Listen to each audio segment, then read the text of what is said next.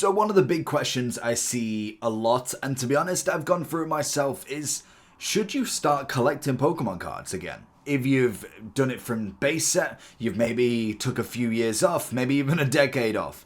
And then you're kind of looking and thinking, you know what, it's looking pretty cool. A lot of people did come back, or at least did collect the one set of 151 from Scarlet and Violet, and I must admit, for the OG collectors of base set, it was very nice to see just a recognition of the 151. And it kind of brought that flair back to Pokemon in general, to be honest. Now, since pretty much, I'd say, around lockdown, we've managed to see a shift in all types of cards. From Pokemon, a bit of Yu-Gi-Oh! We've obviously got sports cards doing really well, even to the F1. And I know they're slightly different because they do have merchandise on them. They might have a cut of the sleeve, the captain's armband, a bit of the helmet or something. You've got so many different types of cards and even just generic signatures. They are going for massive prices. And I think the one thing, especially if you bring it all back to Pokemon cards, I want to say Pokemon Go, I've been playing it far too much recently, you are always thinking, can I make money on it? And that's always the big one. When it comes to investing, I will do a caveat to that in a different video because there is so many different points that you can go with there, and it all depends on what you truly want to make from it and if it is worth that investment time. Whereas it comes to actually collecting, there's a few different ways you can go about it. And to be honest, I am a sucker for it because I love finishing collections. And that is probably the hardest thing to do in Pokemon compared to any other thing. Because if we just have a very brief look at all of the sets. So for instance, these have all come out in Scarlet and Violet. Take out the holiday set. Maybe you kind of lose the trick and trade. They're kind of decent to collect because they're very cheap. There's not too many of them. But when you look at something like Paldean Fates, for instance, this, to be honest, for the base version of these cards, not really too many specials. You look at some of the EXs, you go for the 75 or something cards we've got, 86, no, we keep going down, 91 cards. They are relatively easy to collect. That's the fine part of collecting cards. They are simple. There's nothing too crazy about them. I've got all of them, absolutely. Then you go into the specials and you think, okay, well, you can get potentially one per pack. I think you might be able to get two. Definitely correct me if I'm wrong here, but I'm pretty sure you can get one shiny card and you could get an extra banger. Scarlet and Violet has been notorious to not get a second banger. It's normally one and done, but you've already got all of these to collect, and just the sheer amount of price on these is absolutely nuts in itself. So if you was to have a look, for instance, at the price list of all of this, a good website to have a look at would be TCG Player. They kind of just have the market, and if you use one place, TCG Player is definitely used by quite a lot of people. For instance, if we was to look at Pokemon and we go with the Paldean Fates we're looking at right now, if we go to this price, it will go by kind of cost upwards. So market price, this is just completely for ungraded cards whatsoever. The graded cards are just a next level. But for instance, you look at the Charizard. So if we go back to this set, these are just all of the shiny versions. Now, not every set has this amount. We'll kind of run through that. But this is almost like a once every set. So for instance, you had Sword and Shield, you have Scarlet and Violet. We did have two different sets that have a shiny collection, and then you still go on to some alt arts here. You go a bit further down, there's not a crazy amount. So this is the Charizard in question, but you think about that, say that's at the moment at £108. You've then got 92 for the Mew EX, 44, and we keep going down. But the big thing with this set is it's not necessarily the amount per card, but it's the consistency. Like, we look at all of these shinies, you go £6, £6, £6. There's just a continuous amounts. You add up over 100 shiny cards, that does come at a pretty penny. So you're looking at a solid amount of cards. Like, if we look at the shinies, you go from, we'll go from the shiny 211 to, was it 91? You are looking over 100 cards at the minimum. Some maybe around the £2-3 mark, but a lot of them will sit £3 to £5 to £6 each. That is a lot of money for one set, and that's kind of the big thing when it comes to it. Now, there is definitely some ways that you can get around just not necessarily getting every card, because like we said, if we go a bit further back, for instance, you look a little bit further in Sword and Shield, it was only a year or two ago. Maybe if you go for the actual base set, was a little bit more of time ago, but in general, it's not a great deal. It's not a vintage set as of yet.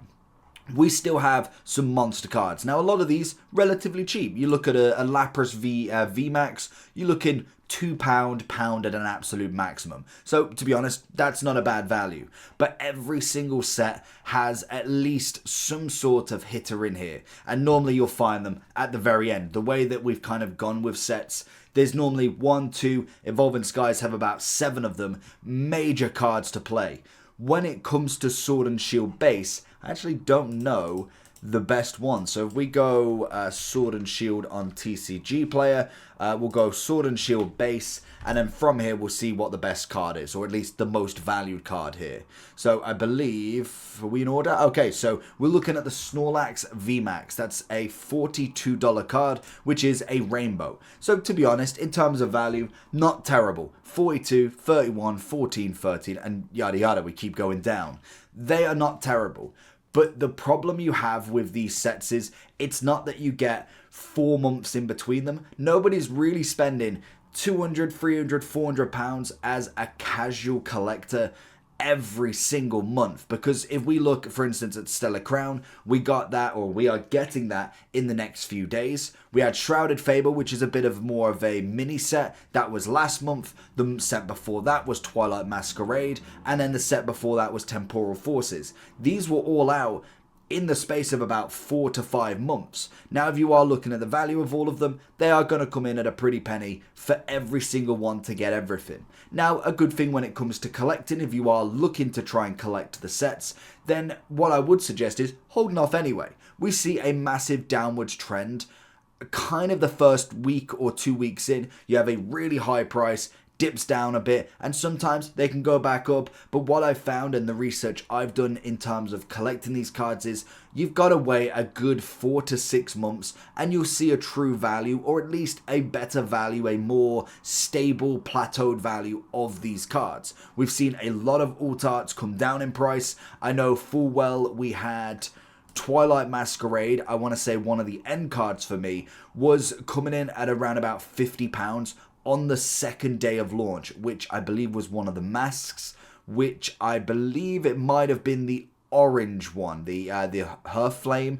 That was around about £40 to £50 on second day release. Give it a week and it was down to 32. Right now, I know it's down a hell of a lot. We can actually click this. It's down to £12, or $12 in fact. So the big thing with it is to not go straight in, and that is a hard thing to do when you are really trying to collect these sets, because obviously you want to get them all finished as soon as possible. So the kind of best way, if you are a full collector, I would say, is to go in stages. Go for your commons first, fill out a binder, makes you feel a little bit better, because most of the kind of normal cards, for instance, we look at a Butterfree.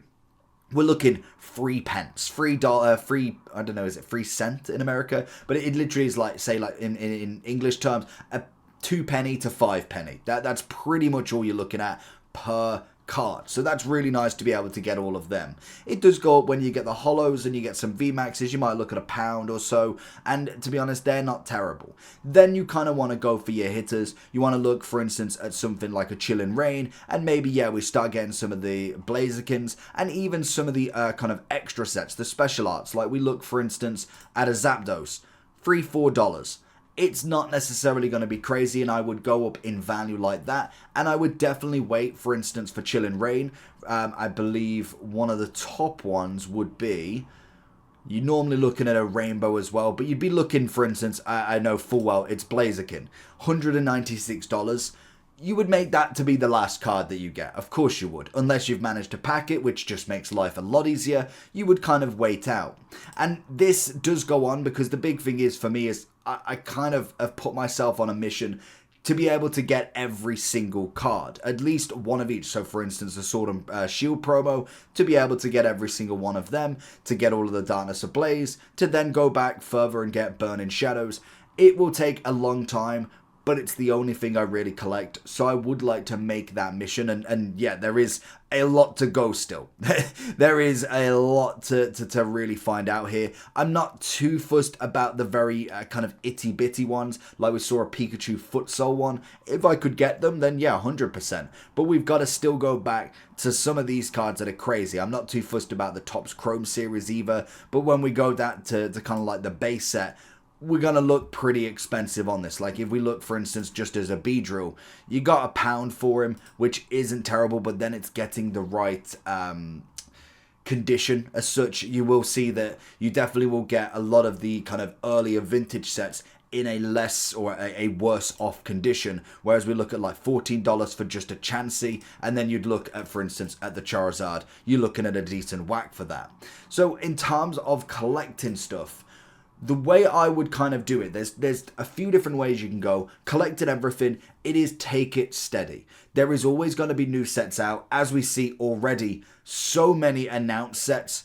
That's just something that you're going to have to deal with. What I normally do is I try and get a box of one. So for instance, I've got Stellar Crown coming. I've got one box and one ETB. I'll then leave the kind of everything else, and I will buy the individual cards rather than trying to pack everything. If you are trying to pack everything fresh for yourself, that for me is just going to be virtually impossible. It's so difficult to get them that you would spend 10 times the amount that you would just going and buying singles. So for me, that would be kind of, if I'm collecting everything, get a box, maybe an ETB as well, maybe a couple little extra packs, some blisters. That would be enough then for the set, as long as I've got all the commons, all the uncommons, and then a decent amount of the rares. The special arts I'm going to buy individually, and I would normally leave it 5 to 6 months per set coming out, unless there's a really good deal on a card. If I know a special art's coming in at £5, and you're like, okay, it's a favorite Pokemon, it's a Charmander, it's a Charizard, a Umbreon, you know full well the value won't necessarily go down too much, but there is a slight chance that it does go up as well. Or another really good way of doing it, and there's a couple of caveats to this, is going for a specific Pokemon. So for instance, you can do this really cool on Poke Collector. You can actually type in a card. So for instance, if I wanted, I was thinking of a random card here. If I'm going to go, Pikachu is just not a random one. Say I'm going for a Beldum. Like, it's a very kind of random card. I want every Beldum card going. You will have it in order as well. So for instance, you'll get the Hidden Fates shiny version, and you'll then keep going down, and this is in order of when they release. So you could collect a Beldum collection, a Metagross. You could go for all three, Metang, Beldum, and Metagross. You could have a binder of that. I know a really popular one is either the starters of Charmander, Bulbasaur, and Squirtle. Pikachu is obviously a crazy collection to go with. If you look at the sheer amount of cards that Pikachu has got, it is absolutely nuts. Like literally, you saw Beldum with 2 pages. Yeah, he's got 10 pages of Pikachus. Now, some might be kind of multiple versions. You might have reverse holos, and technically, we've got some Detective Pikachu in here as well. But in general, Pikachu will have a huge amount of cards, but it'd make a great collection. And then obviously another great one is the Eevee evolutions, going for the Eevee, the Jolteon, Vaporeon, then obviously Flareon, Umbreon, Espeon, all of them. That's normally a very good collection, and you can just be more careful and be more mindful with how much you are trying to collect, because when it comes to having everything, it sometimes can be very, very overwhelming. And personally, I've felt it myself as well. It isn't necessarily an easy thing to collect every single card, because it is virtually impossible at times as well, because the cost in all of this is absolutely nuts. So when it comes to actually collecting in 2024, I think it's a good idea. If you are looking for a specific set, if you are looking potentially for the 151, then most definitely go for that set. It's going for that. No one's going to tell you your collection is wrong, and then you could maybe venture on to getting a bigger collection, and that's kind of how it starts and where you can go with. I know a lot of people love a master set, which is, for instance, a Bulbasaur, then a reverse holo Bulbasaur, and it keeps going like that. So you'd get the same for Ivysaur, Charmander, all the way through, and then you get all the specials, all the non-holos, and reverse holos and holos, and that is every single card you could physically get from that set, alongside as well, I don't know if they're at the bottom here, maybe not, but the energies. There is some energy. Was it there? Did I just see them there? Maybe not. But energies as well in 151 do have a shine, so they do come under the set as well. They are kind of unannounced versions of them, but they are in the set as well. And then also, if you wanted to go one step further, when you are looking at promo sets, for instance, for 151, we managed to get a few as well, which are going to be coming out, as you can see: Alakazam, Zapdos, Snorlax, Mewtwo. You obviously got the Ultra Premium Collection box, and then you got Charmander, Squirtle, Bulbasaur. They could be part of this set as well at the end. Personally, I have its own binder for the promos as well, because as you can imagine, by the end of the whole set, you do end up with a fair whack of cards. So for instance, if you was to look at a full complete set, it would be Sword and Shield. You go down to the promos. These are all of the promos we've had throughout the journey, and they are just normally in different products: an ETB, a free tier blister pack, a single blister pack. The Pokemon Center might have a different one. Competitions might have one. We used to get them in DVDs, VHS tapes, even sometimes going to the movies, we managed to get a card. So there's a lot of different ways to be able to get them, and it does equate to quite a lot of cards. So I think for me, having these in their own binder would be pretty sick, because most of them are holo versions as well. There is very few, if any, that are non-holo, so it just makes a really nice binder. I think everybody loves the shine in it.